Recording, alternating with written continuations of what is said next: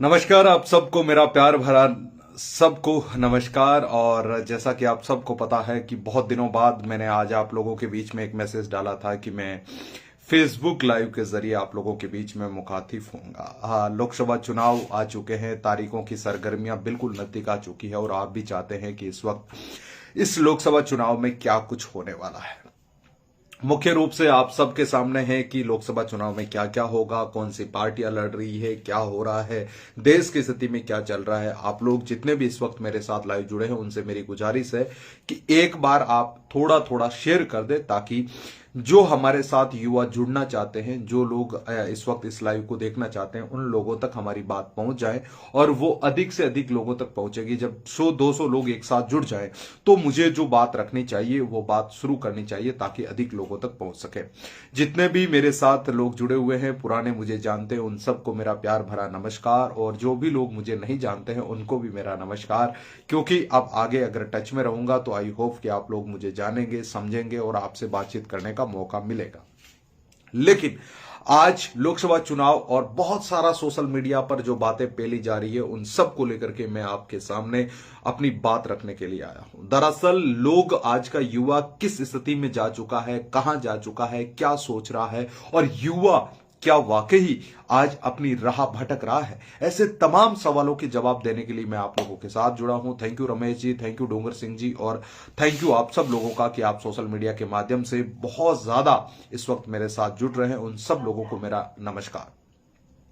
साथियों, कुछ दिनों से लोग कह रहे हैं कि रविंद्र सिंह भाटी चुनाव लड़ेंगे, कुछ लोग कह रहे हैं नहीं लड़ेंगे। मेरे अजीज मित्र हैं तो मेरे से भी बहुत सारे सवाल किए जा रहे हैं और बहुत सारी बातें की जा रही है।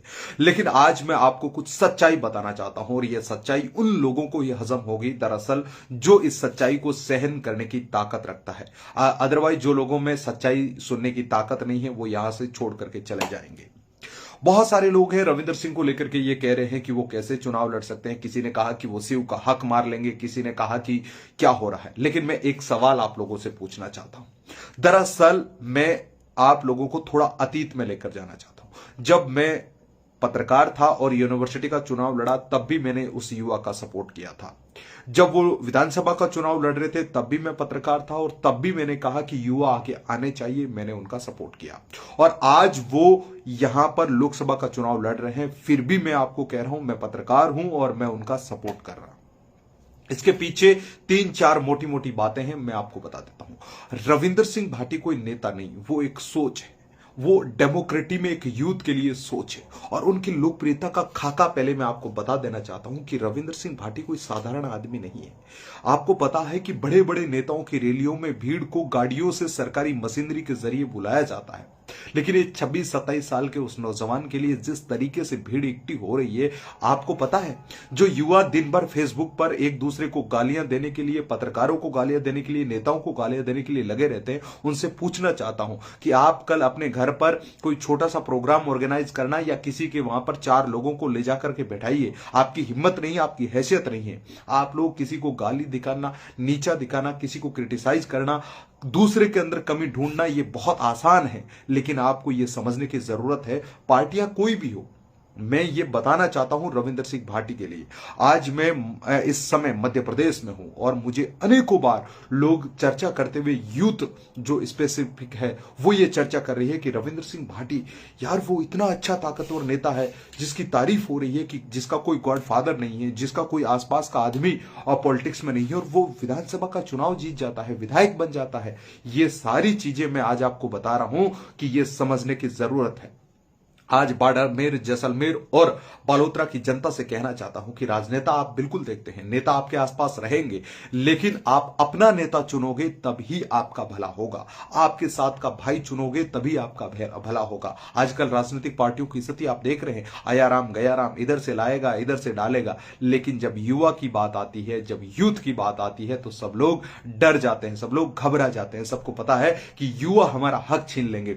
ये आप कॉर्पोरेट में चले जाएंगे या आप किसी किसी भी फील्ड में चले जाएंगे, कहीं पर भी जाएंगे, तो आपको यह बात समझने की जरूरत है कि जब युवा, और विशेषकर होनहार युवा, जिसके कहते हैं ना पूत के पांव तो पालने में ही दिख जाते हैं, और जब ये पूत के पांव दिखते हैं तो वो बड़े बड़े पॉलिटिशियन भाग जाते हैं। अब मैं उन सवालों के जवाब दे रहा हूं। साथियों, आपसे गुजारिश है कि ये वीडियो सभी लोगों तक शेयर करें, ताकि जो लोग इस समय रविंद्र सिंह भाटी को क्रिटिसाइज कर रहे हैं उन लोगों तक ये बात पहुंचनी चाहिए। अब मेरा सवाल है कि रविंद्र सिंह भाटी क्यों चुनाव लड़ रहे हैं, क्या मजबूर किया, क्या वो विधानसभा चुनाव लड़ रहे थे, लोकसभा की क्यों जरूरत पड़ी। मैं आज आपको कुछ चीजें बता रहा हूं। रविंद्र सिंह भाटी के साथ पिछले कुछ दिनों से बहुत बड़ी साजिश का शिकार हुए। उस बंदे का मैं हमेशा आपको कहता हूं कि रविंद्र सिंह भाटी ने विधायक बनने से पहले, विधायक बनने के बाद, आज भी किसी भी जाति, धर्म, मजहब, संप्रदाय, राजनीतिक पार्टी, राजनेता, किसी पर कोई भी अपनी भद्दी टिप्पणी नहीं की थी। उसके बावजूद रविंद्र सिंह भाटी को राजनीतिक षड्यंत्र का शिकार बनाया गया, उसके ऊपर बहुत सारे जुबानी हमले किए गए, उसको नीचा दिखाने के लिए सरकारी मशीनरी का दुरुपयोग किया गया, और यहां तक कि उनके क्षेत्र में की गई मांग की चीजों को भी उन्होंने सार्वजनिक किया कि देखिए फलाने कैंडिडेट जो भाजपा का रहा है उसके कहने से 20 हेडपंप सक्सेस होते हैं, विधायक के कहने से 2। ये इतनी तुच्छ मानसिकता किसने की? ये मैं ये नहीं कह सकता हूं कि भाजपा का केंद्रीय नेतृत्व ऐसा कर रहा है, लेकिन बाड़मेर के जिले के आसपास रहने वाले भाजपा के नेताओं ने यह समझा कि हम रविंद्र सिंह भाटी को इतना नीचा दिखा देंगे ताकि वो कुछ और दावेदारी नहीं कर सकते। लेकिन आज उनको पता है कि उसके साथ युवा है, उसके साथ मीडिया है। मीडिया क्यों है?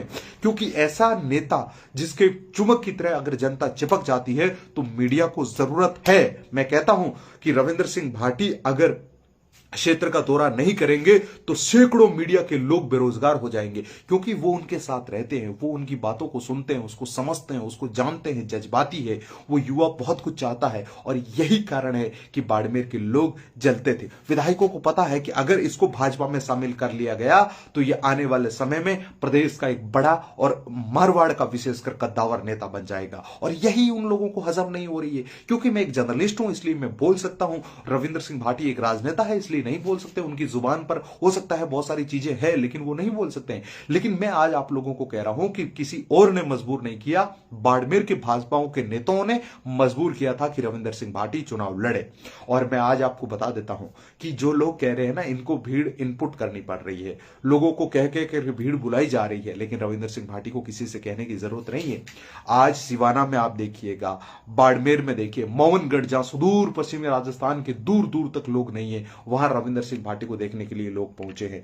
दूसरी जगह जाओगे तो वहां लोग उनको पहुंचते हैं, यानी कि उनका एक रुतबा है, उनकी पहचान है, उनको चाहने वाले लोग हैं। तो ऐसे में हजारों लाखों लोगों की आवाज बन चुके रविंद्र सिंह भाटी को किसी साधारण व्यक्ति के कहने से या किसी व्यक्ति के कहने से उन्हें या उनके ऊपर कोई दबाव नहीं पड़ेगा। मैं आज बातें कुछ कह रहा हूं, बाकी मैं कल आपको बहुत सारी चीजें और डिटेलिंग में बताऊंगा, लेकिन मेरा यह परसेप्शन और कंसर्न यही है आप लोगों से कि आज भाटी एक आवाज है, एक लड़ने वाला लड़ाका है, और उस बंदे को मैं पिछले 10 सालों से जानता हूं। उसके अंदर पोटेंशियल है, शक्ति है, दृढ़ इच्छा शक्ति है, और वो सिस्टम को हिलाने की ताकत रखता है। ऐसा युवा न भूतो न भविष्य